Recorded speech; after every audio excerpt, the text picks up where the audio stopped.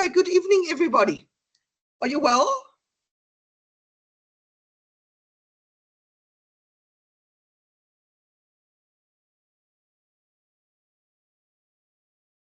No reaction. Are you all doing well? At least give me a thumbs up. Thank you, Mitchell. And Hilma, great. Good evening. Okay, I've shared the course outline. It is on e-learning and I have shared it on the group. You will see that your first test is in a little bit more than a month's time. 1, 2, 3, 4, 5 weeks. 5 weeks. Then you're doing writing your first test. The test will be written during class time on a Monday evening. There aren't enough weekends for you to write over Friday or on a Friday or a Saturday. There weren't venues available. So you will be writing in Auditorium South during class time on a Monday evening. If you are not resident in Windhoek, the test will be sent to all the regional centers. So you can either write in Windhoek or at the regional centers. Test 2, as well as the makeup test, will be online. So there's just one face-to-face test. Test 2 is online, and then your makeup test is also online. If you look at the course outline, it might look a bit shocking. The test covers units 2 to 9. Last week, Wednesday, we spoke a little bit about what is law, whatever unit 1. Unit 1 will not be examined. So I'm not going to do the rest of unit 1. I'm going to jump straight into unit 2 today. So that's 1, 2, 3, 4, 5, 6, 7, 8 units that we need to cover before the test. That might sound shocking, but it isn't that bad. These are all fairly short units, so it's not quite as bad as it sounds, but we do need to work hard. Having said that, I have a proposal to make to you.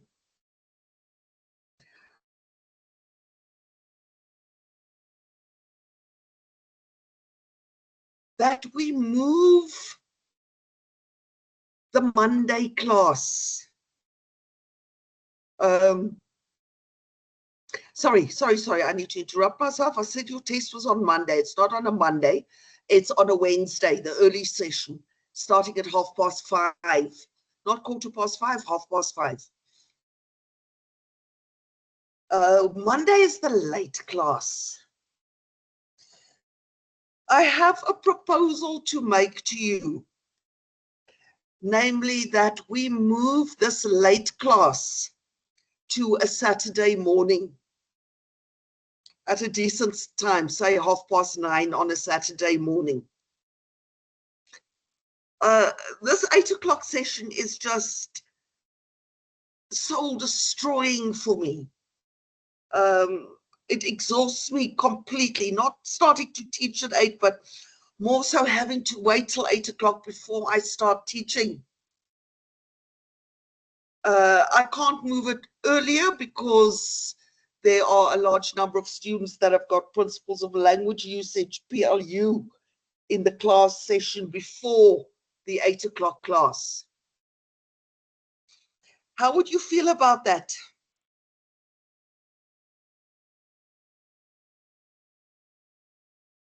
Evening, ma'am. I don't have a problem with Saturday Mitchell morning. agrees. Rushay, what do you think?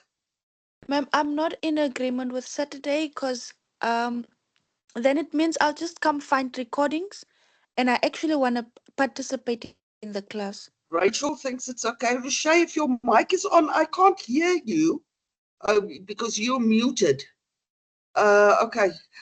What I will do, people, is I will set up a poll on the WhatsApp group, and then we'll go according to what the majority decides, what the majority agrees, bearing in mind at all times that the lectures will always be recorded. So if you work on a Saturday morning and you can't come to class, or you need to go shopping, or you've just had a rough night on Friday and you don't feel like being up so early on a Saturday morning, the lectures are recorded and the recording shared on YouTube. So you can always follow it at your own time. In that sense, it is easier for you, because I have to teach the class. You can still listen to the class at your own convenience when it suits you. Although, of course, I prefer you, or I like you attending when I'm teaching, so that I can also have a little bit of interaction with you. Otherwise, it feels like I'm just sitting here talking to my laptop. But I will share a poll on the WhatsApp group, and then we see what the majority of students decide, whether that would be a workable solution, a workable alternative to this dreaded 8 o'clock class. I'm pretty sure by 8 o'clock, you are also exhausted. You want to go home. You want to spend some time with your families. You've got to be up early tomorrow morning. By the way, just don't know if you're aware of this, but somebody shared on one of my other WhatsApp groups, somebody shared a notification from Nampol that starting at 7 o'clock tomorrow morning, there will be a full rehearsal of the procession, the funeral procession of the late founding father, starting at 7 o'clock from Hosea Kutako Airport, moving then into Windhoek, through Klein Windhoek. I'm not sure where they're going from there, whether they're going to State House or whether they're going to the Parliament Gardens or to Independence, could be to Independence Stadium. I don't know where. I know the notification just said they're starting at Hosea Kutako Airport, 7 o'clock tomorrow morning. Be aware of traffic congestion on the roads. Leave early, leave for work early, or take, if these roads are on your route, try to take alternative routes. Okay, let's get started then with the actual work, the nice stuff.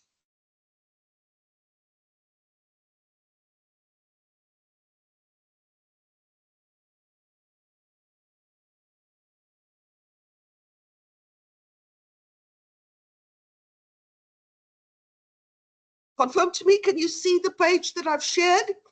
It's the page that I was typing on when I was teaching on Wednesday. So it's basically, essentially a blank page. Okay, I've got a thumbs up there, right.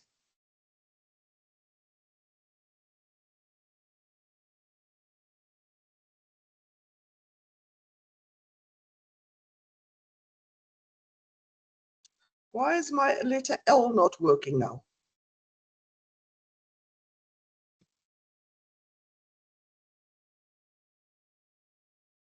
The first part of the syllabus for Introduction to Law for Accountants, the first 7 units covers the law of contract. Now, and then we move on to specific types of contracts, special types of contracts. So we start off with the general law of contracts. Then we move on, we look at purchase and sale. We look at lease agreements. We look at agency, and then the last couple of units are concerned partnerships. All of this also serves as preparation for company law that you do next semester. So starting off with the law of contracts. Obviously, before you can study the law of contracts, you need to know what is a contract. So who's going to give it a try? Who's going to tell me what is a contract? Mitchell? I think it's an agreement between two people. Mitchell, what is a contract? I think it's an agreement between two people. I can't seem to hear you. It seems I have a problem. Oh, I'm saying I think it's an agreement between two people. With my sound. This is a bit problematic. Can somebody just shout out, Mitchell, your mic is on. You can see it's on, but I can't hear you. Yes, we can hear Rachel, ma'am. Somebody else like to try? Heiko, maybe I can hear you. Good evening. Can you hear me? Ma'am, can you hear me? Okay, now yeah, I can't hear you either. Okay, yeah, I think there is Give me a a problem second. with ma'am's mic. The speaker.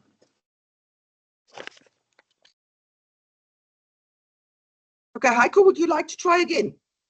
What is a contract? Yes, please.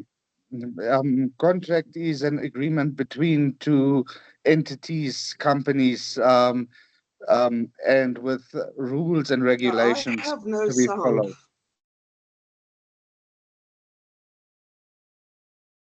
Okay, we're going to have to manage like this then.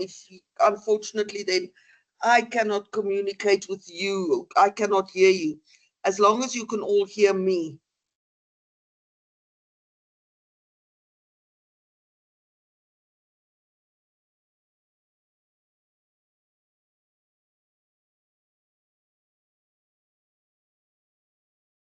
Okay, Heiko, just try again. I've just adjusted something. Let's see if I can hear you now. Good evening. Yeah, contract is an agreement between two entities, companies, in order to follow rules and regulations. Okay, I'm going to thank you for that. I can hear you now. I was using headphones, but it seems they did. Okay, first of all, hold your word. I'm going to write this down, then I'm going to get back to you. You said it's an agreement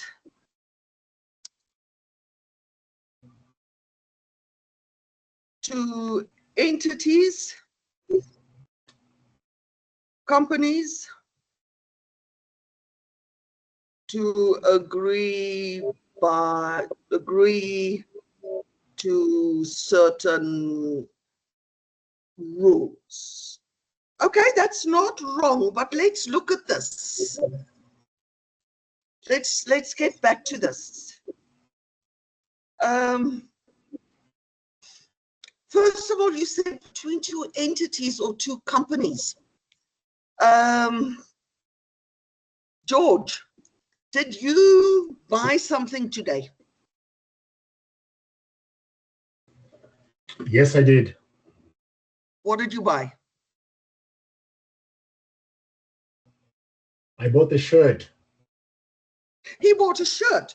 Wonderful. I hope it's a nice shirt. I hope it was a good price too.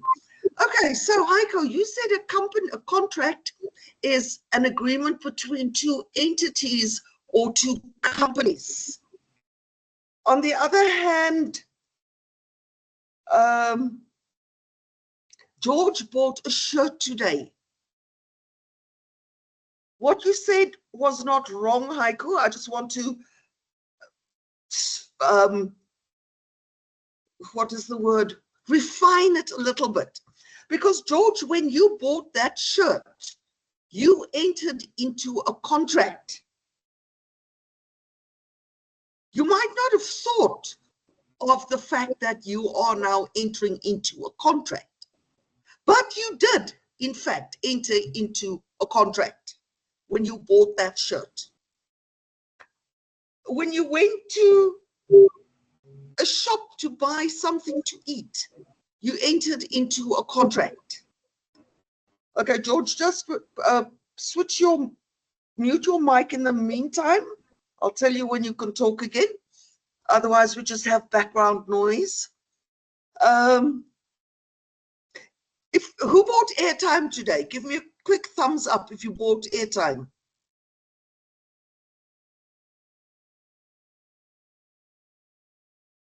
Heiko bought airtime. Who else bought airtime?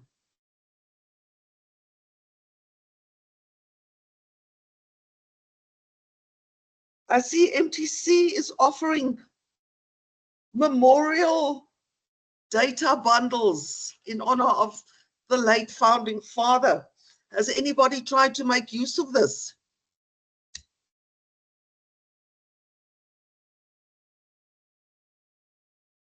I haven't. If you have, if you dial that number and you got the George confirms here, he got free data. That was a contract, even if you didn't pay for it. It was a contract that you entered into. A donation is also a contract. So if we can go back to Heiko's definition here, let's not refer to entities or companies. Let's rather say parties, because it can be an entity, it can be a company, but it can also be an individual. So two or more parties or persons. Contracts are not limited to fancy contracts. They're not limited to companies and big deals. Simply buying a Tamba bundle is also a contract. Two parties to agree to certain rules. Yes, that is correct, because if you buy something, it comes, purchase and sale comes with rules, implied legal rules that are always applicable in a contract of purchase and sale. So I'll leave the legal rules there.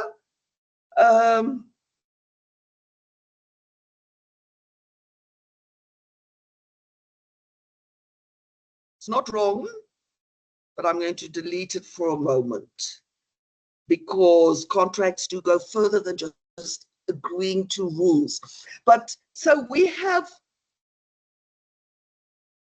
basically what we have so far is that a contract is an agreement. A contract is an agreement. But now the question arises, let's put it here.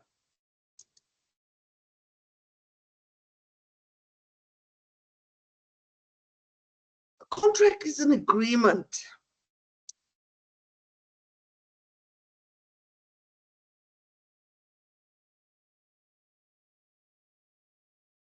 But the question arises, are all agreements contracts? Michael, your hand is still up, so you can answer here. Would you consider all agreements to be contracts?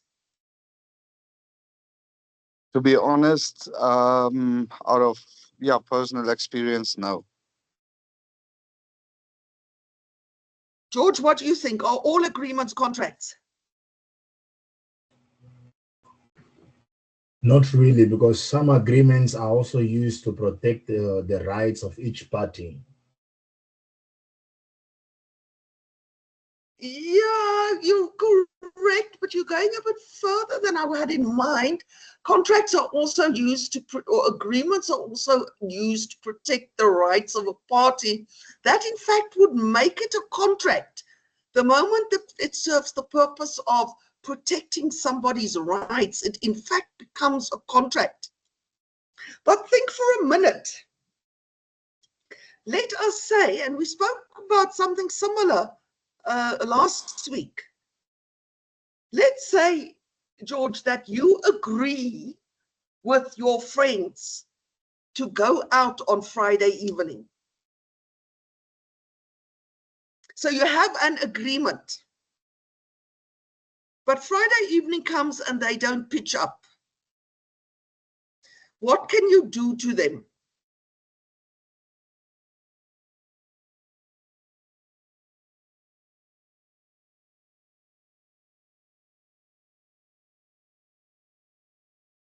What can you do to your friends if they don't pitch up in terms of your agreement to go out on Friday night? Heiko, you can also answer. I would be very, very disappointed if they didn't actually show up or make it up to our agreement that we had of going out. Essentially, you're going to be angry. But can you take them to court? Can you claim money from them? No, I ma'am, can't. No, you cannot. That is the difference between an agreement. You get social agreements. Agreeing to go out with your friends is merely a social agreement. It's not a contract. So now what changes this agreement into a contract?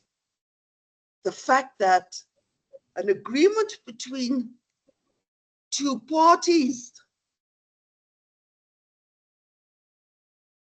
and that important bit is the two parties is also important, because you cannot contract into a contract with yourself.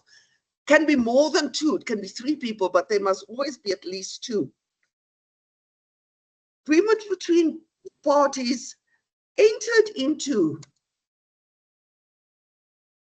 with the serious intention of bringing about an obligation.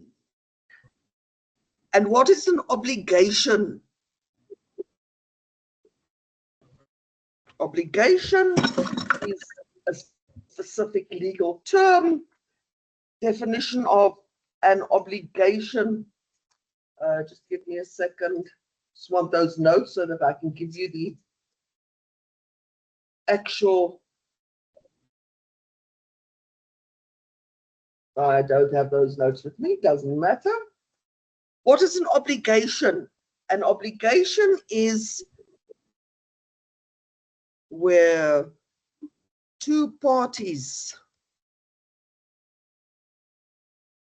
agree to bring about rights and duties. So we can also rephrase that one. Serious intention of bringing about an obligation, serious intention of creating rights and duties. Always remember, by the way, that rights and duties are flip sides of a coin. This is going to come up throughout your next 2 semesters when you're studying law. That for every right, there is a corresponding duty. For every duty, there is a corresponding rights. Rights and duties that can be enforced. So if there's a contract, the parties have got rights and duties. And if you have a duty and you don't perform in terms of that duty, the other party can take legal action against you. So this is what makes an agreement a contract, the serious intention of creating rights and duties. In order for these rights and duties to arise, the contract must be valid. Excuse me, miss.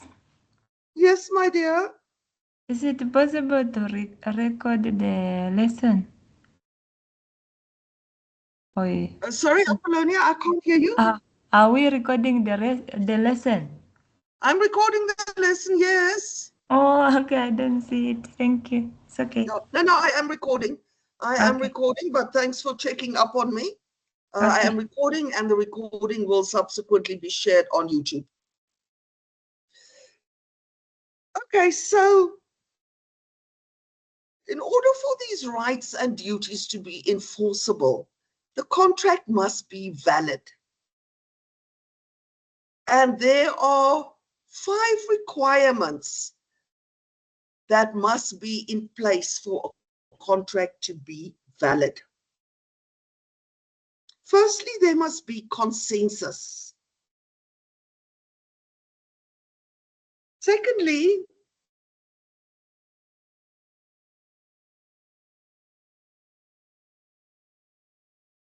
parties must have contractual capacity.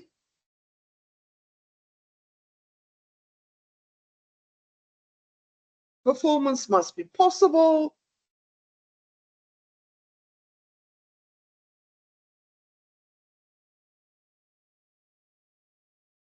Performance must be legal. And then in some contracts,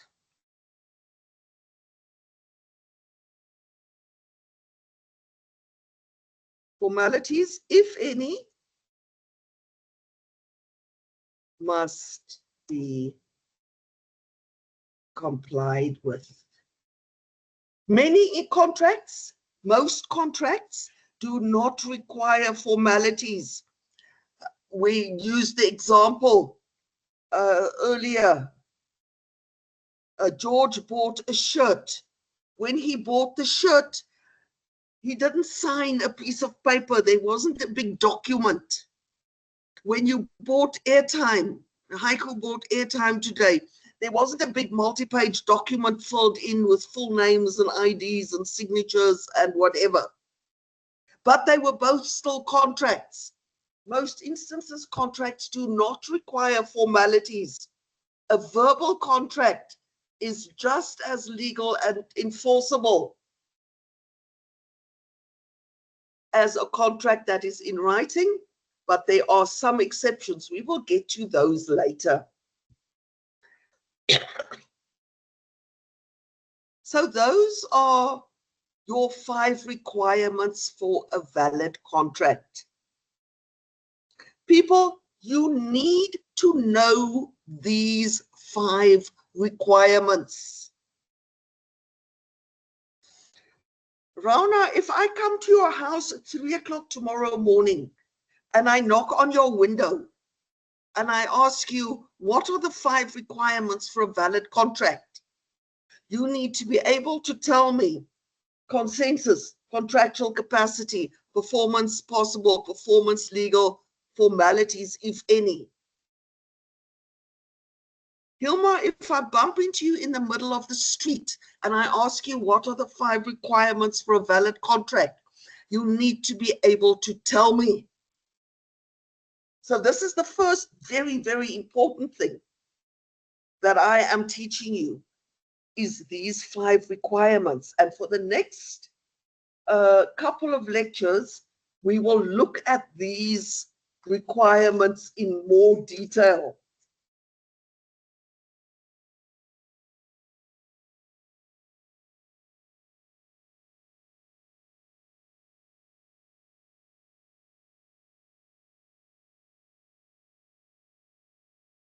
If these 5 requirements have not been met, the contract is said to be void.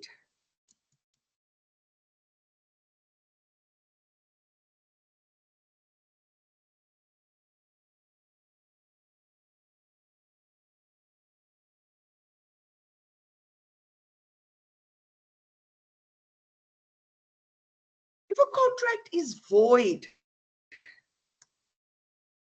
you can also use the word invalid. If a contract is void, there are no rights and duties. A contract that is void is not a contract. It is a nothingness. It is not enforceable. Your contract, the contract that you entered into is void. The law will not protect you. You've got no protection. You've got no rights. All 5 the requirements must be present. Doesn't matter if there's consensus. If there's no contractual capacity, there's no contract. Doesn't matter if there's consensus. If performance isn't possible, there's no contract. So a void contract is a nothingness. But in some instances, let's start this on a new page.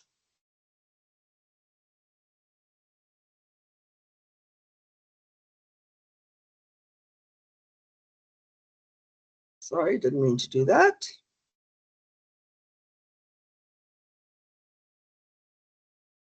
Some contracts can be said to be voidable.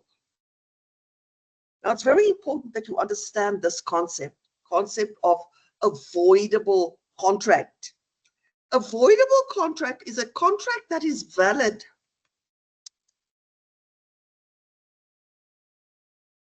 And it remains valid. But there is something wrong.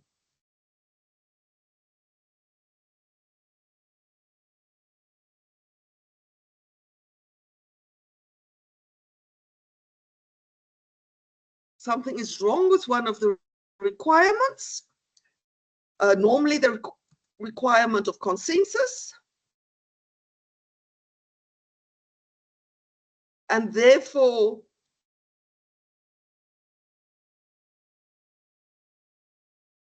it can be set aside.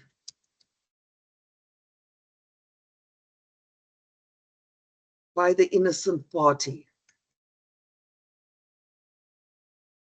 If it is not set aside, it remains valid and binding. So it doesn't randomly become void. It's void until it's valid, until it is set aside. So a contract is either valid or void. Voidable isn't a third category. Voidable means the contract is valid but can be set aside. It's very important that you understand it. When we get, hopefully this evening still, to factors influencing consensus, we will get back to this. And then it might be a little bit more clear. But I have found with all the years that I've been teaching law, that students battle with the basic concepts of valid, void, and voidable. So it's either valid, or if one of the requirements is missing, it is void. Voidable, all the requirements are there. It's valid, but it can be set aside. Any questions about this?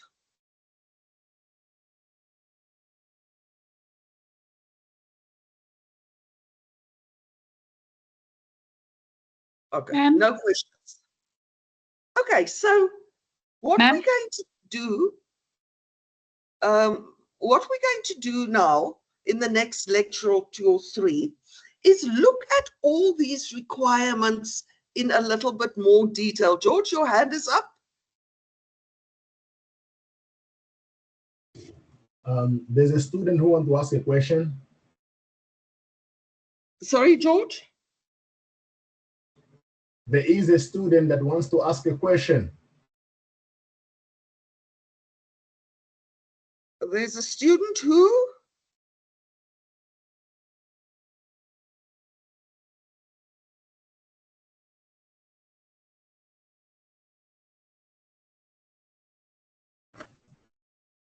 There was a student who was willing to ask a question.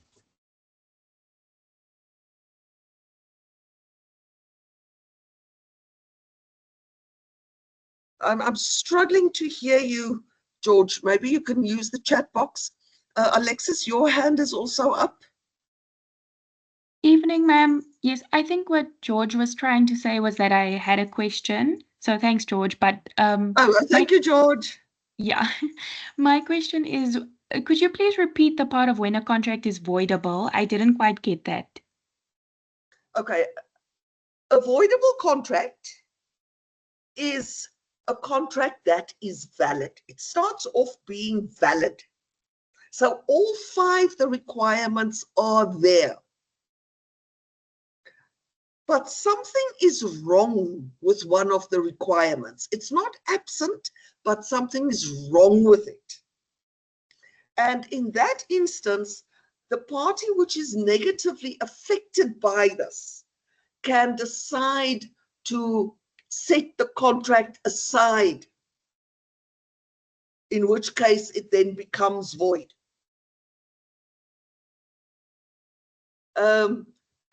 Alexis, hang on to that concept for a while.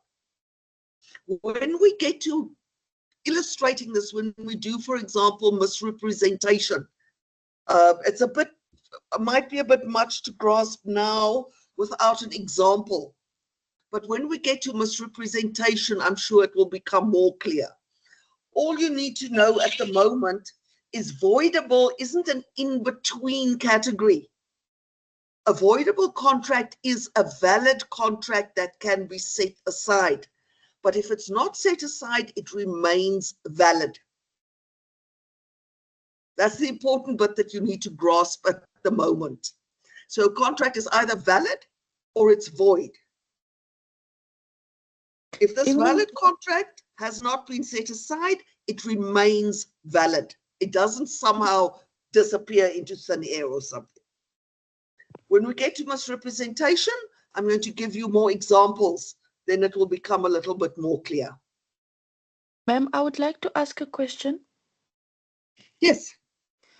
Does that mean when a contract is void, one of the requirements are absent? Yes. Okay. So let's just take a quick example just to illustrate that for you. Let's say you agree, or somebody, you are obviously older than 18, but let's say somebody agrees, one girl agrees to sell her cell phone to another girl for $1,000. So they have agreement and it's legal to sell cell phones. But let's say they are only 16 years old. There's no contractual capacity, which means that is not an enforceable contract. There are no rights and duties that arise from that contract, because one of those 5 requirements is missing. For a contract to be valid and enforceable, for rights and duties to arise, all 5 those contracts, those requirements have to be present. Mitchell? Okay, ma'am. So since selling a phone is not illegal, right? What if they are both 16-year-olds? They're both 16 years old. They don't have contractual capacity. It's not a valid contract. Okay. Even if just one of them, even if one is 20 and the other one is 16, all parties to a contract must have contractual capacity.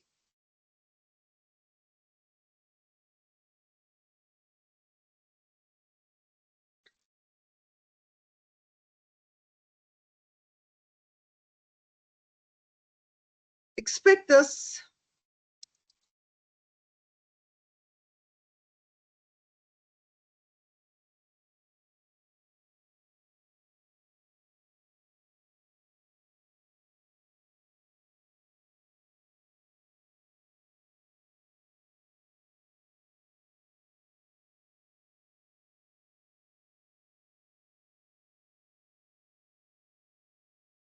Expect this in your first test.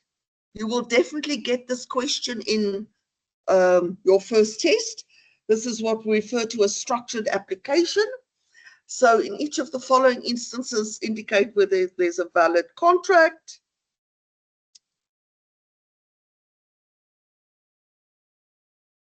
And motivate your answer. And what happens then is I give you a short scenario. I'm going to use the one that I've just used.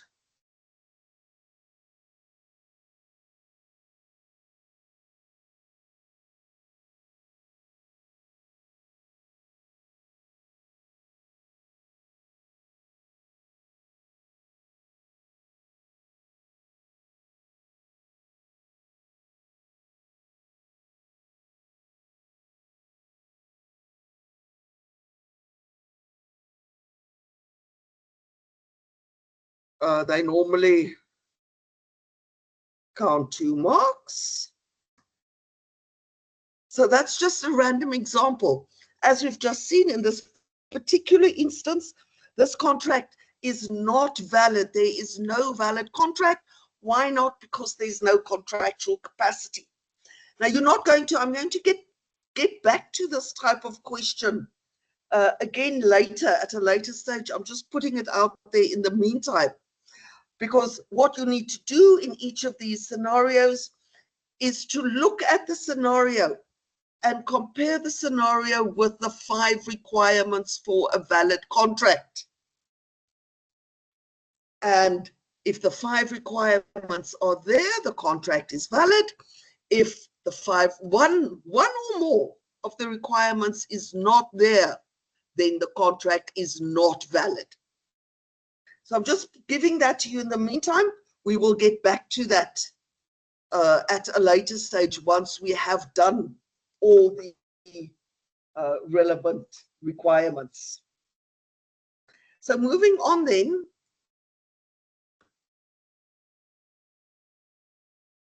to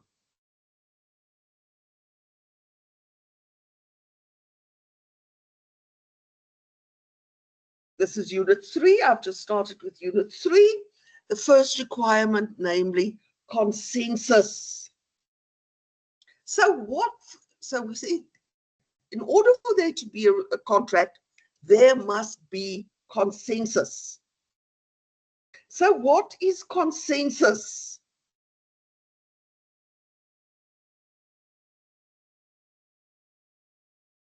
What is consensus? Consensus is a complete agreement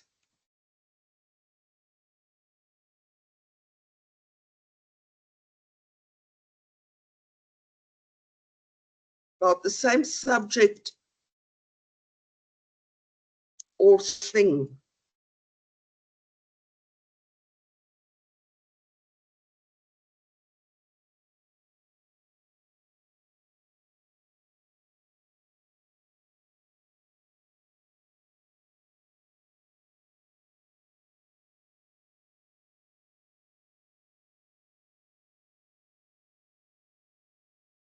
So you would have picked up now that this is almost repetitive.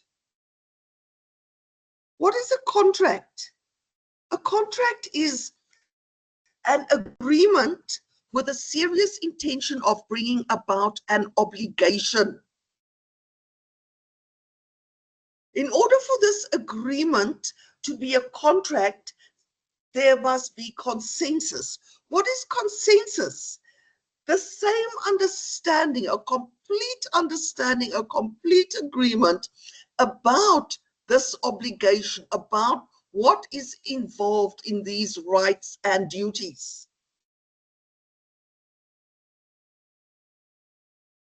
Don't get confused if there's a lot of repetition.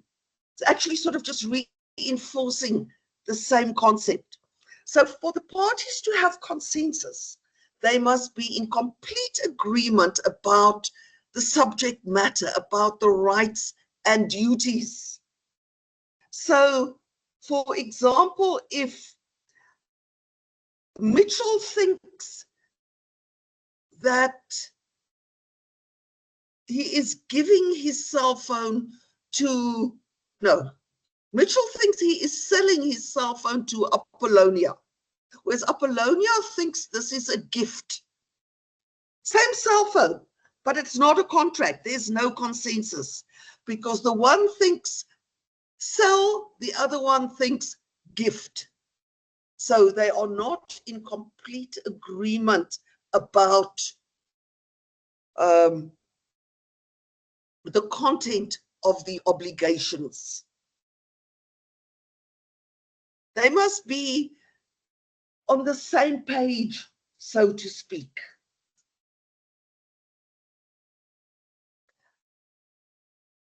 As always, this you will realize very soon while you're studying law, is that everything has requirements. So there are 5 requirements for a valid contract. One of these is consensus. There are, however, requirements for consensus. What are these requirements for consensus?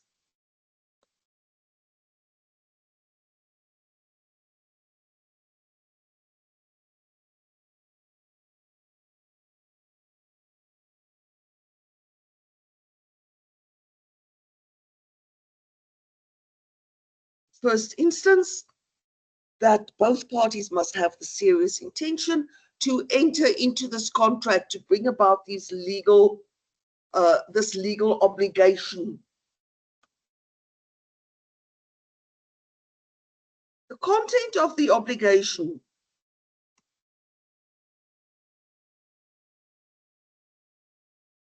must be common. They must have the same obligation in mind. The one thinks gifting and the other one thinks buying. The content of the obligation is not the same.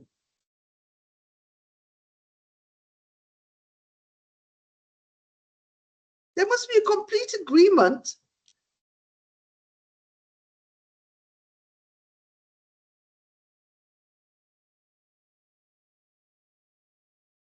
about the parties to the contract, between the parties, between the whom this obligation is created. And the parties must be aware of the legal consequences.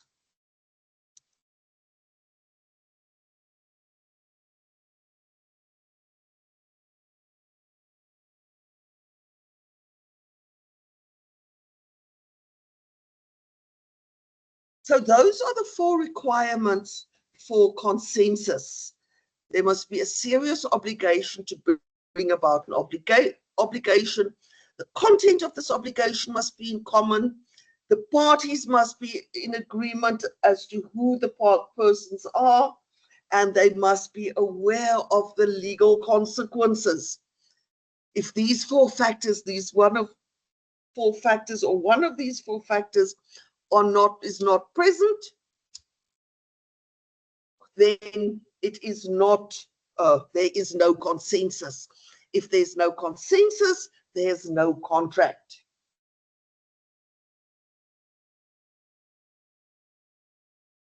Now, how do we reach consensus?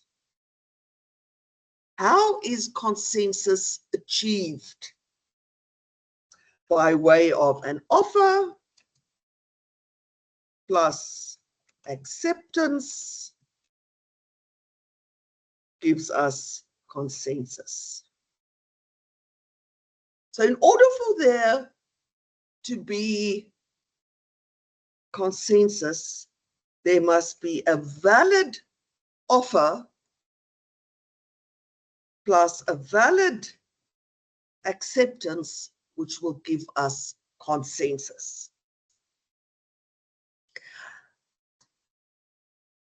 If I say there must be a valid offer coupled with a valid acceptance, please always remember that contracts can also be informal. When George bought this shirt today, he did not go to the shop owner and say to him, I offer to pay you $500 for this shirt. And the shopkeeper said, I accept the offer. That's not what happened. He went into the shop, he saw the shirt, he liked it, it was the right size. He went to the cashier and he paid for it. But although he didn't realize it at the time, there was offer and acceptance. By taking the shirt and going to the cashier and putting it down in front of the cashier so that they can ring it up, he made the offer to buy it for the price that was indicated. And by the cashier ringing it up and accepting his money, that was an acceptance.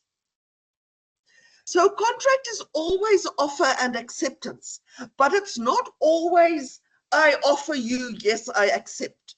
Offer and acceptance can also be done by way of actions, as long as both parties realize what the implications of this is.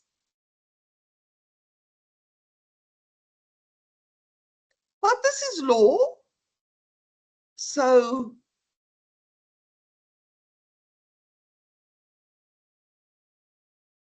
there are requirements. What are the requirements for a valid offer? There are a number, but the most important one I almost want to say is that the offer must be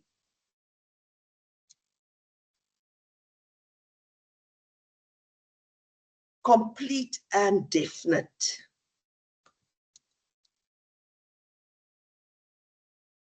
By only saying yes.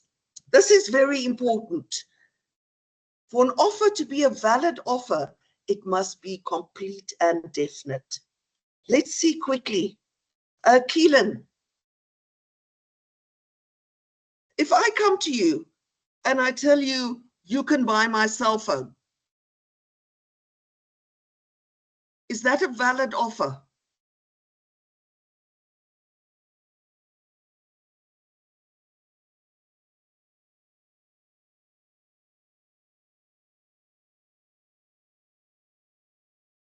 Evelina, what, George? Can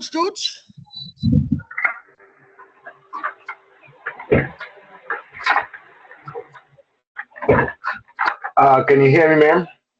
I can hear you. Yeah, I don't think that's a valid because there's no an offer. You just came and say you can buy my phone, but there's no an offer like a price or something. So Absolutely correct, George. If I come to you and I say you can buy my cell phone, that is not an offer. It is not complete and definite. Offer is only a valid offer if it has all the information that you can accept it by saying yes. So I come to you and I say, you can buy my cell phone. And you say yes, and then I say to you, pay me $20,000. Do you want to pay me $20,000? Of course not. That wasn't a valid offer. If there's no valid offer, there's no valid acceptance. It's not consensus. There's no contract. You're not bound to having to pay me $20,000. If I come to you and I say you can buy my cell phone for $1,000, and you say yes, there was an offer and there's acceptance. We have consensus. The other requirements like contractual capacity and whatever are also present, we will have a valid contract. So that is very important. The offer must be complete and definite.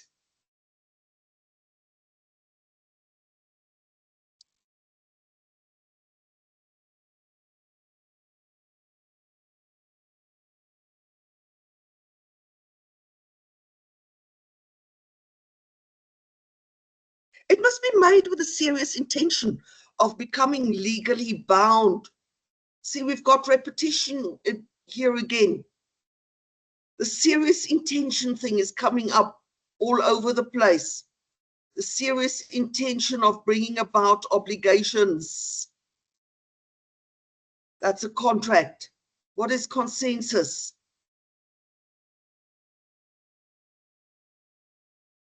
Parties must have the serious intention to bring about these legal obligations. This offer must be made with a serious intention of becoming legally bound. These aren't new things that I'm teaching you. This is repetition, comes up over and over again. An example for this would be if Johnny had been drinking the whole night and at 2 o'clock in the morning, he's run out of drinking money and he's so drunk that he can hardly stand upright. And he says to his friend, "You can buy my car for $100. It might be complete and definite because it's car and $100, but would that be a valid offer? George, what do you think? No, it can't be a valid offer because the other party is not actually in his right state of mind to enter into a contract. Absolutely. So no, that is not a valid offer because by offering his car for $50, he isn't seriously intending to sell the car. He doesn't actually understand what he's doing.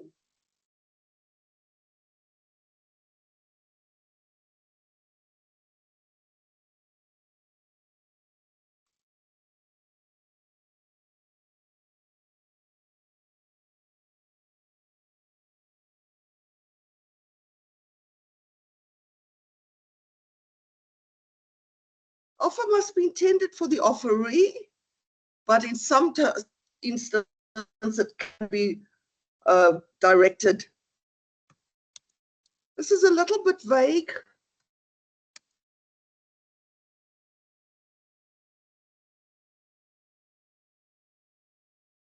Some offers, like in a shop, whatever, are directed at the general public.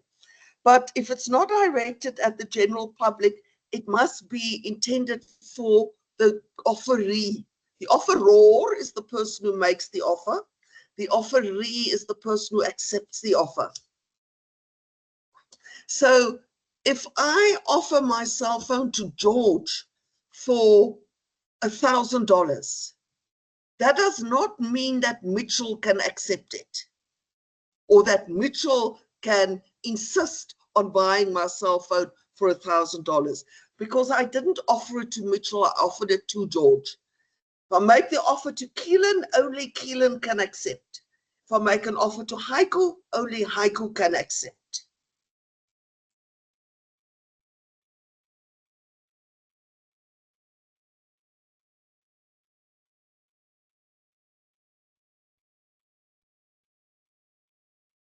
My typing isn't working.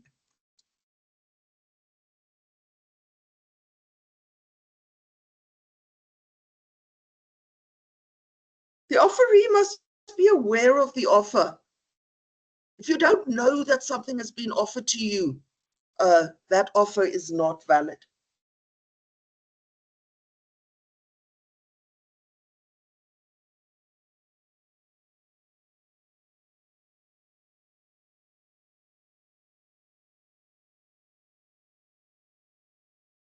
Questions?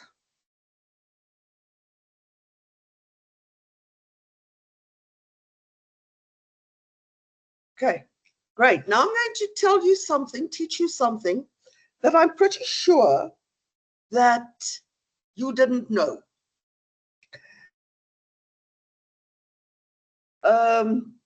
This is a strange element of our law.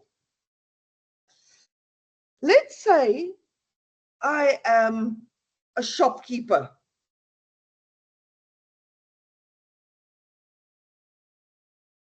and I advertise bread for sale for $5 a loaf. Normal price for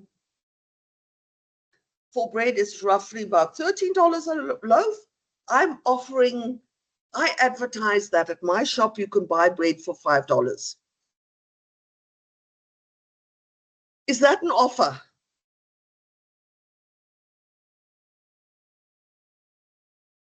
Does that mean, Haiku, you can come to the shop and insist on buying bread for $5? Or if you come into the shop and the bread is marked for $13 a loaf, you can take me to court and force me to sell it to you for $5? Absolutely not. It is yeah, offer made by the shop or by the entity itself, but not a global yeah, proposed offer. Excellent insight there, Aiku. That advertisement that I've placed is in fact not a valid offer.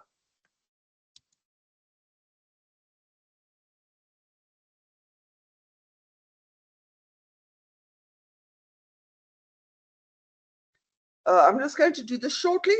I would recommend, just remember people, if I can quickly interrupt myself.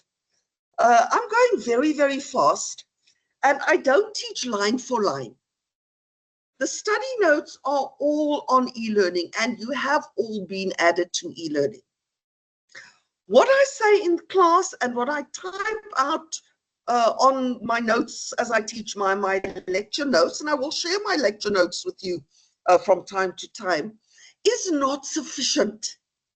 You must always go back to the actual study guide as well and go through the work that I've done that particular day. And if there's anything in there that you don't understand, then please, please, please ask, either in the next class or on the WhatsApp group. So as Haiku quite correctly had the insight to see that an advertisement is not a valid offer. It is merely an invitation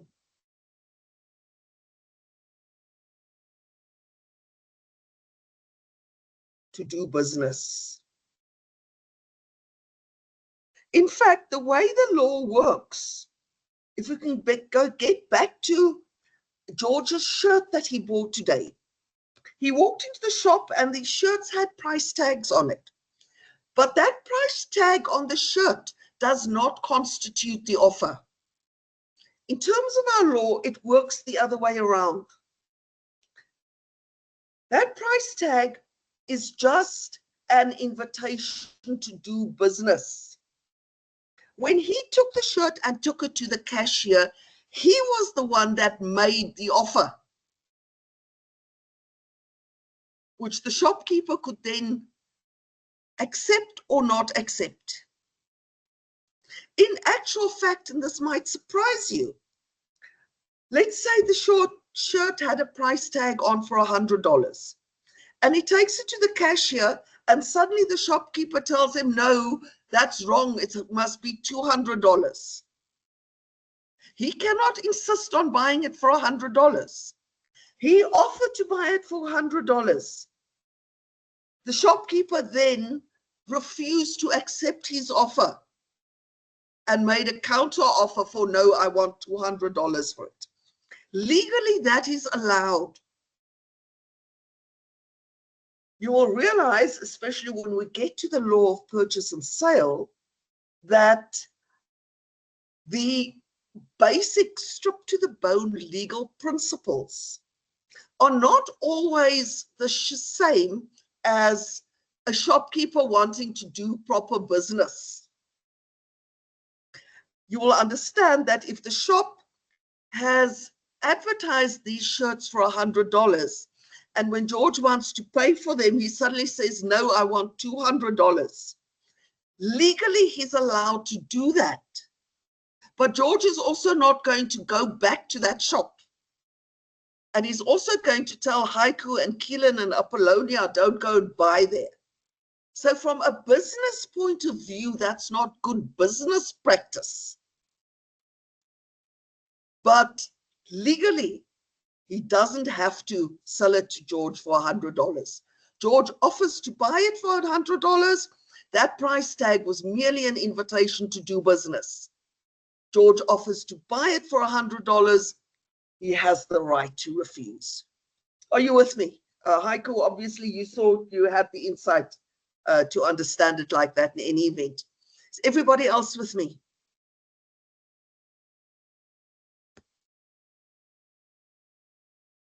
Yes, ma'am. Okay. Now, so that is an offer. Those requirements, 2 more hints.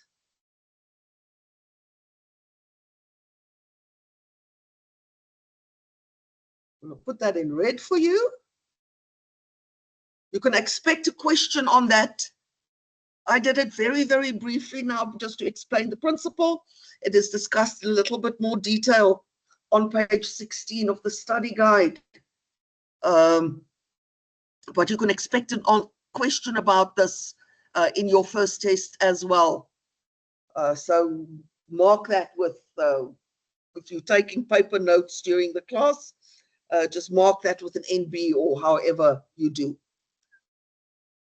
Sorry, ma'am, Now, I just quickly want to ask a question. Yes, yes. You refer to the study guide. When you say that, do you mean the notes that are loaded The on notes, the e-learn? notes, the Okay, notes, yes. just I wanted to refer make to the sure. separate units of the study All right. guide. So I'm busy with unit 3 at the moment. Yes. These are the notes that have been uploaded for you on e-learning.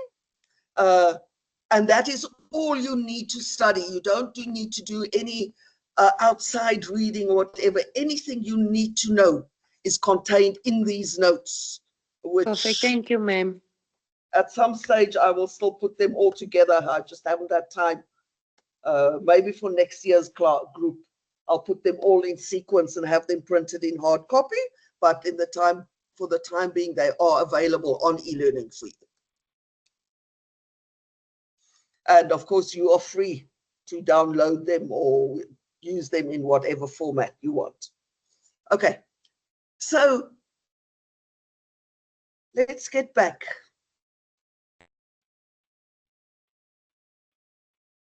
We have consensus. There must be consensus.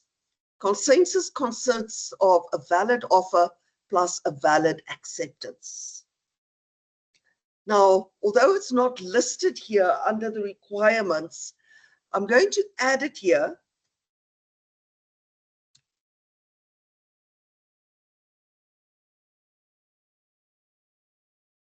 Namely that the offer must exist. Offers can't float around in the air forever. An offer will lapse at some stage.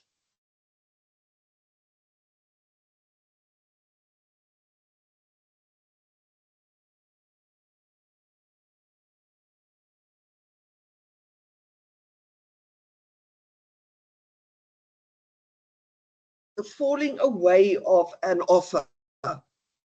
So how does an offer fall away? When does it come to an end?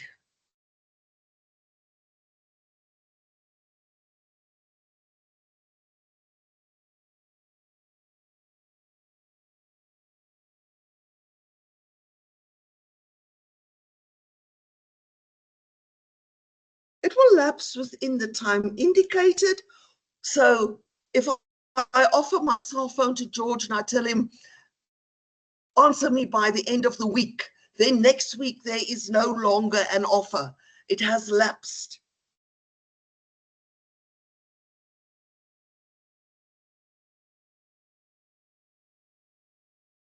Or within a reasonable time. In a reasonable time, that reasonable, this word reasonable is a word that us lawyers absolutely love if we don't actually have a definite answer. What is a reasonable time? That will depend on the circumstances, on the issues involved, the price involved, etc., etc., etc. There's no sort of specific, okay, a reasonable is 24 hours or 48 hours, whatever. But you will understand that if I've offered my cell phone to George for $1,000 and he says, let me think about it. He can't come back to me in 6 months' time and say, sell it, I accept the offer, give it to me, I'll give you $1,000. Reasonable time, a day or two, maybe a week. Otherwise, the offer will lapse.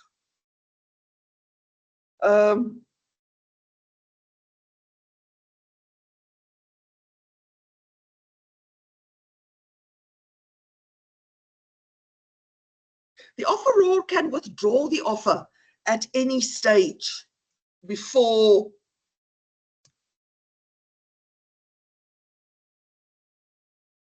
acceptance. So if I've made an offer and he hasn't accepted it yet and I change my mind, I can withdraw it. I obviously need to inform him that I have withdrawn the offer.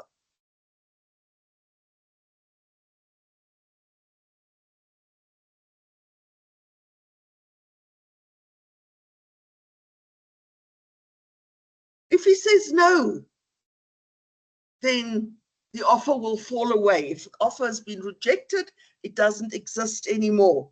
So you can't say no now and come back to me tomorrow and say, I've changed my mind, I want to buy it, and then I have to sell it because he has rejected it. If rejection is followed by a counter offer,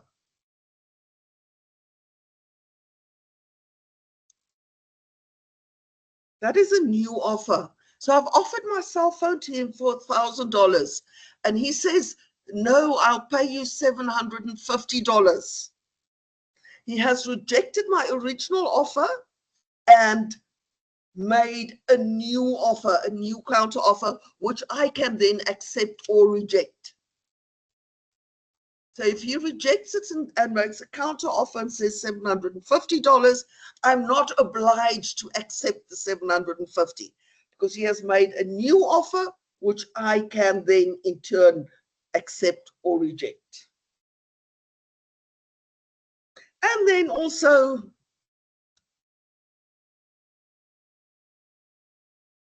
I've offered him his cell phone and I die before he's accepted it, then the offer has actually lapsed. Now, if you don't want an offer to fall away, these are two different legal concepts that you need to know that concern the falling away of an offer.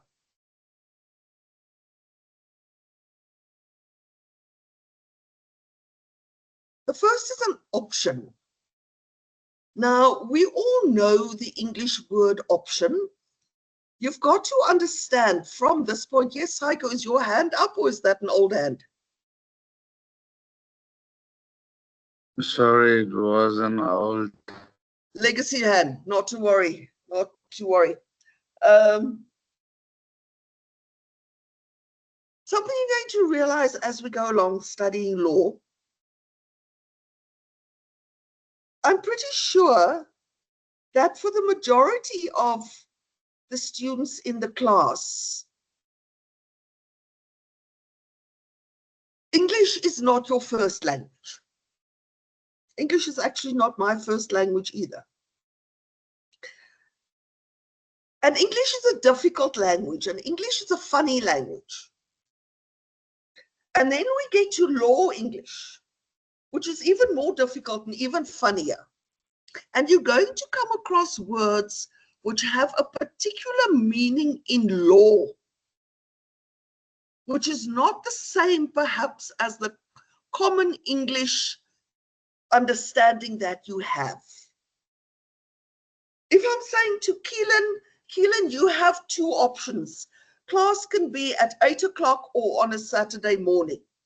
That's the way I'm pretty sure you understand the word option. One of two choices. In law, however, the term option has a different meaning. An option involves two contracts. So if you want to ensure that an option is kept open, Trying to think what's the easiest way to explain this.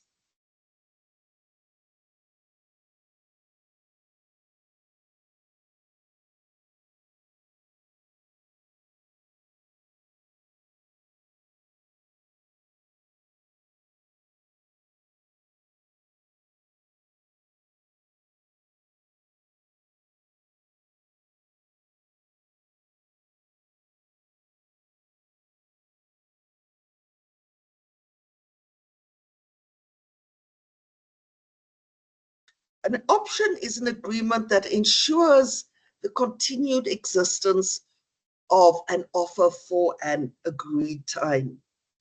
So basically, there's two offers involved. There's the main offer, and then there's the option.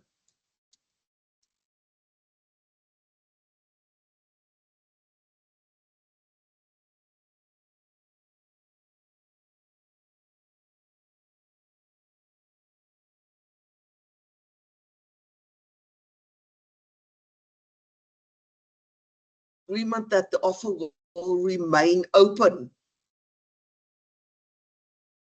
The practical implication of this is that if I have, I'm using George again, George, next class I'll choose somebody else to pick on. If I have made an offer to George to buy my cell phone for $1,000, and he says to me, can I have the option to buy it for that price until the end of March? So there's a main offer and then another offer that it must stay open until the end of March, and I agree to it. So there's a main offer and then there's the option that the main offer will not lapse until the end of March. I've offered it to him for $1,000. Next week, Keelan comes to me and says to me, I will pay you $1,500. I cannot accept her new offer because I am bound to the option that I gave George. I have to wait until the end of March to find out whether he is prepared to buy it for $1,000 or not. I can't change my mind and say, somebody offered me more, you've got to pay me more. I am bound to my original offer until the end of March. If by the end of March he has not accepted it or has rejected it, I can then go to Keelan and say, are you still interested? But because of our option, I am bound to keep it open until the agreed time. Related to this,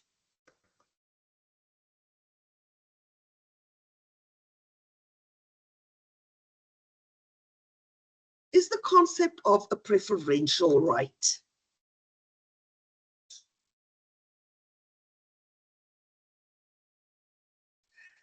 If there is a preferential right, there is no offer yet.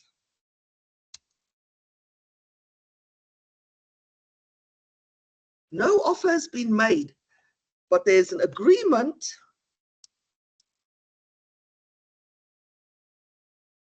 that if an offer is made for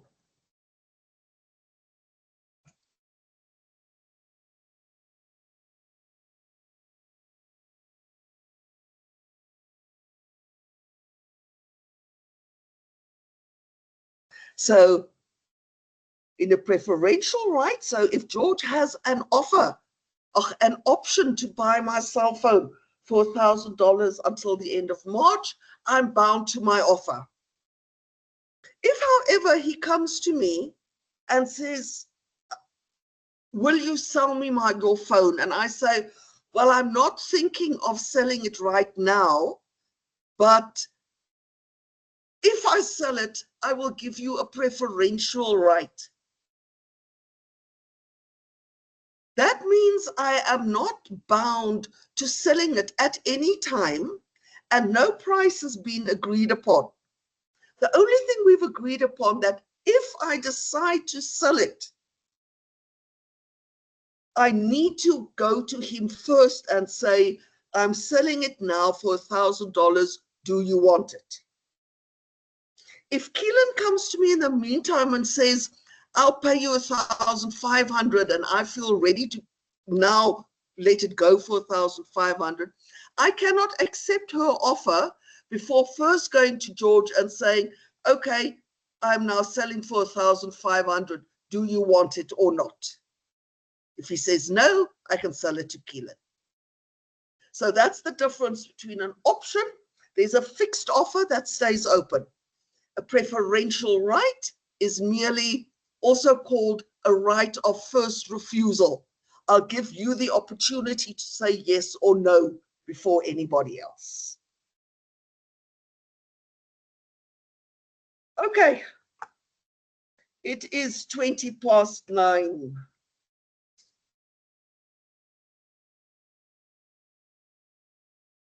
That was a mouthful. Does anybody have any questions?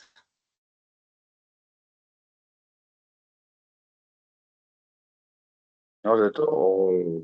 Thank you for, this open and definite teaching class. Sorry, Heiko, I'm very deaf and my earphones aren't working. Can you repeat that?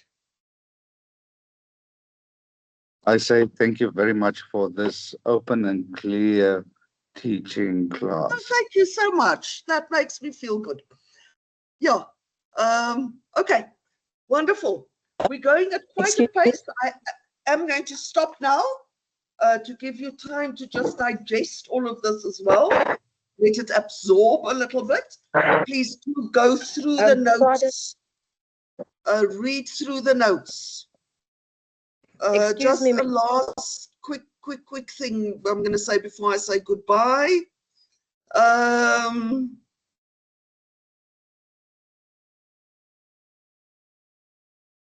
Given you that potential question, there are, of course, various versions of this question, whether they're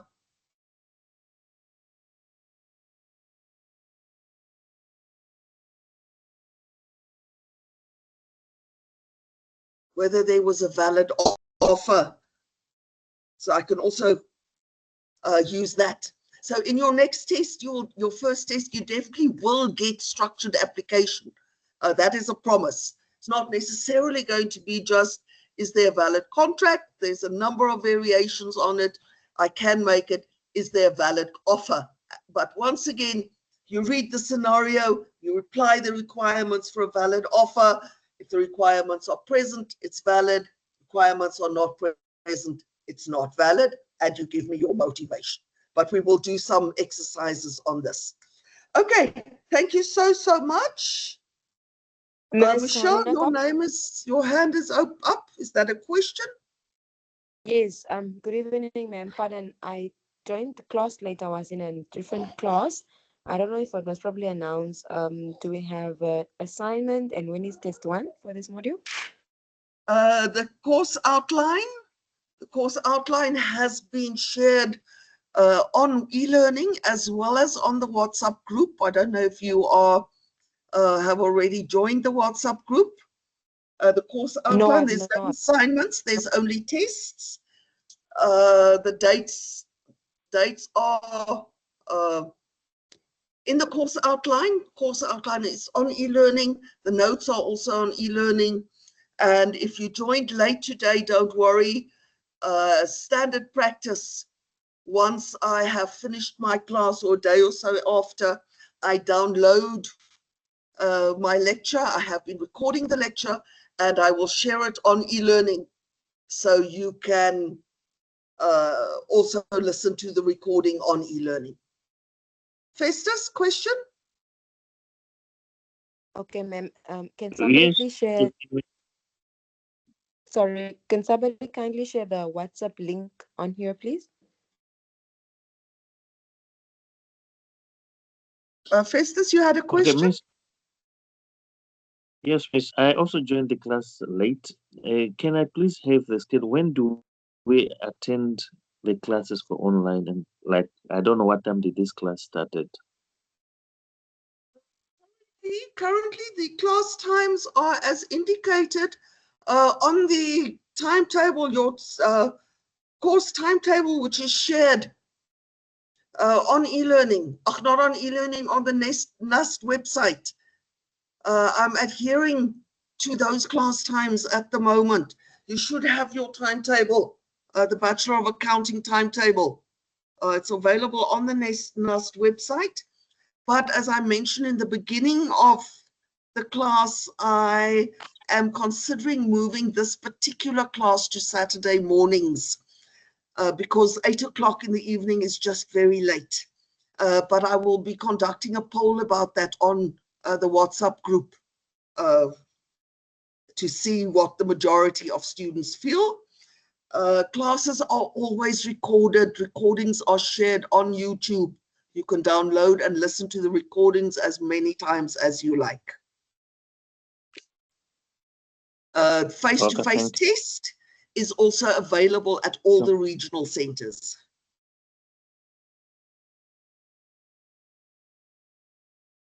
All right. Okay, Wilhelmine?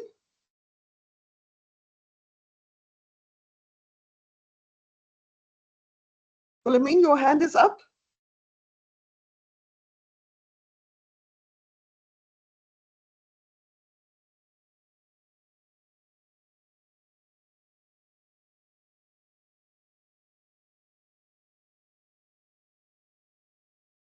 Ms. Ikuyu, your hand is up.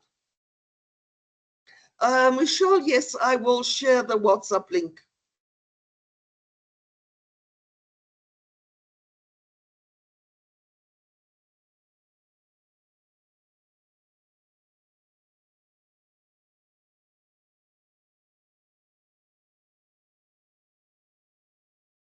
Wilhelmine, your name. I was having I had to switch devices. Sorry, ma'am. With us HR students, our slot is not showing for 8 o'clock. It's actually supposed to be 6 o'clock. Yeah, I've got a problem now. HR, you're in the wrong class. Oh. You were in the wrong class. Okay. This class was Introduction to Law for Accountants. This was not labor law. Oh, okay. So this is not labor law. Sorry? So this is not labor law. This was not labor law. No, this was Introduction to Law for Accountants. Labor law classes, we're still battling with a contract lecturer, but I'm pretty sure that class will start on Wednesday. I No will post. wonder we are lost. Then we are on the wrong group, ma'am. So no wonder. Sorry, Ms. Anata. Oh my goodness. Yeah, I don't know how did for you our then class, get, but how they did you didn't end up, show up. how did you end up on this group? How did you get the It link to showed this up class? on our. It showed up on our. Angela What? added us on Teams. Okay, I'm so sorry. I'm so sorry, but I hope at least you enjoyed my class. Yes, we learned a lot. Yeah. I will speak to Angela on tomorrow to find out how on earth did this happen, that labor law students have, because if you're an HR student, you do labor law, you don't do Introduction to Law for Accountants. Yes. Oh my goodness. Well, I hope you learned something today. Did you learn something? We did. Yes, we did. Only Even if that you we weren't. would not follow which unit. So, but we did. Okay.